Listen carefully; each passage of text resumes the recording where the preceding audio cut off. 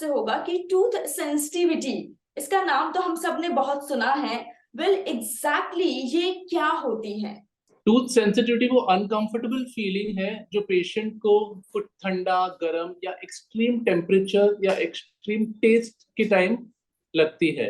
एक चमक जैसे बैठती है, जैसे कभी पैरों में मोच आती है बोलते हैं, बिल्कुल वैसे ही दांत में सेंसिटिविटी प्रॉब्लम होता है कि कुछ भी ठंडा खाया या गर्म ले लिया या मीठा खाया या खट्टा खाया तो एकदम से चमक बैठती है। ओके, सो क्या डॉक्टर इसको हम दांतों में जो झनझनाहट होती है वो भी कह सकते हैं? बिल्कुल बिल्कुल। डॉक्टर इसके कॉजेस क्या होते हैं, आखिर ये क्यों हो जाता है?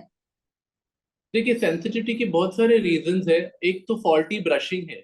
ब्रशिंग एकदम जोरों से कि हम लोग फोर्स अप्लाई करेंगे तो दांत एकदम सफेद हो जाएंगे, फॉल्टी ब्रशिंग।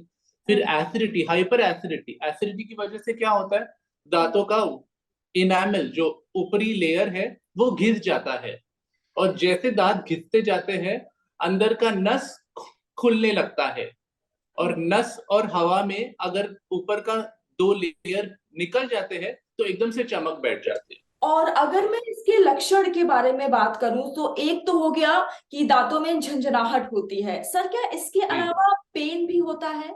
वैसे मैंने कहा था तीन लेयर्स रहते हैं, इनामल, डेंटिन और पल्प। अगर इनामल घिस गया है तो उससे कभी कभी झंझनाहट महसूस होगी, पर अगर डेंटिन भी घिस चुका है तो सेंसिटिविटी के साथ पेन भी बहुत हो सकता है। ओके ओके, सो अगर किसी के दांतों में सपोज सेंसिटिविटी है, सो आई एम श्योर उसको बहुत सारे फूड्स रिस्ट्रिक्शंस भी होते होंगे, यानी कि कुछ आइटम्स वो खा सकते हैं, कुछ नहीं खा सकते हैं। सो इसके बारे में आप क्या कहेंगे? फूड आइटम में हम लोग यही बोलते हैं, खट्टा ज्यादा नहीं होना चाहिए खाने में, कुछ भी ज्यादा नहीं, इवन मीठा बहुत ज्यादा नहीं होना चाहिए, सोडा वाला या पेट साफ होना चाहिए। हम लोग ये बातों पे ध्यान नहीं देते, जब डेंटिस्ट के पास आते लोगों को ये ध्यान में नहीं रहता है कि पेट साफ नहीं हुआ तो भी गैसेस हो सकते हैं।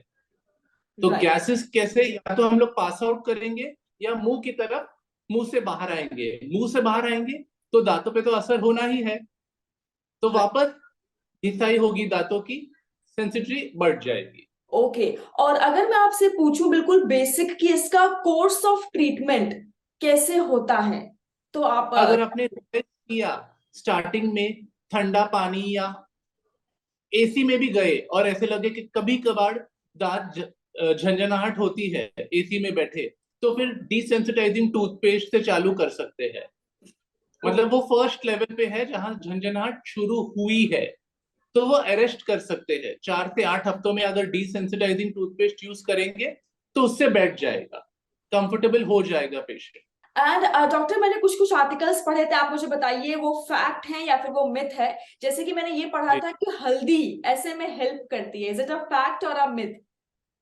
It's a myth. Haldi will overall help you because anti inflammatory properties है। अगर स्वेलिंग है गम्स में या मसूड़े फूल गए हैं जैसे बोल रहे हैं, तो उससे हल्दी वाला दूध पीने से उससे थोड़ा राहत मिलेगा, पर सेंसिटिविटी पे कोई असर ज्यादा नहीं होगा। एंड बहुत जगह ये भी लिखा था कि सॉल्ट वाटर से रिंस करना ये भी हेल्पफुल है, तो इसमें कितनी सच्चाई है?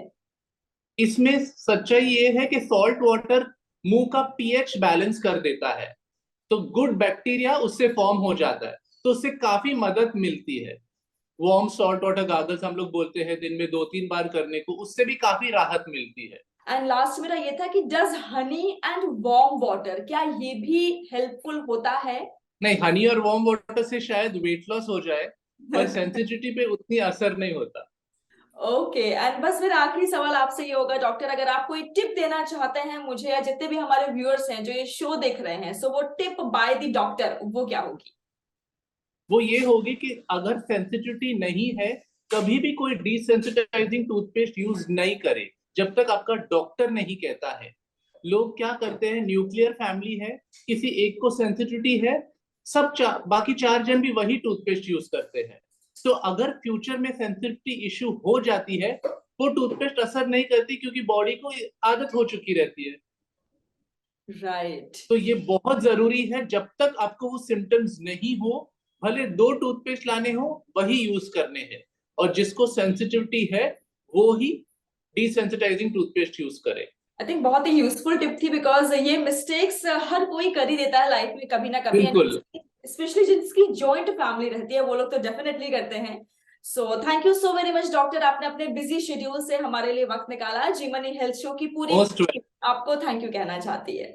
Thank you so much for having me. So ये थे हमारे साथ डॉक्टर्स जिन्होंने बहुत अच्छी तरीके से हमें बताया कि टूथ सेंसिटिविटी क्या होती है, क्या उसके कॉजेज हैं, क्या उसके सिम्टम्स हैं। अगर आपके मन में कोई सवाल है तो आप मुझे कमेंट सेक्शन में लिख सकते हैं।